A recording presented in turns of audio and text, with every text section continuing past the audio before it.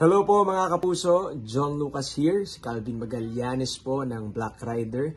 Gusto ko lang po na magpasalamat ng napakarami po sa inyong lahat dahil mula po noong unang araw po namin hanggang sa mga araw na ito ay nakatutok at nakasuporta po kayo sa aming minamahal na programa, ang Black Rider.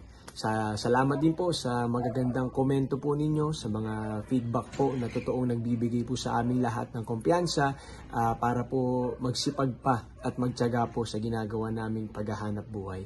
Ang totoo, ang mga tagumpay po na tinatamasa ng Black Rider ay kayo po ang dahilan po nito. Kayo ang kinakasangkapan ng Panginoong Diyos para patuloy po na tangkilikin ang aming pong programa. Kaya salamat po ng marami mga kapuso. Huwag sana kayong magsawa.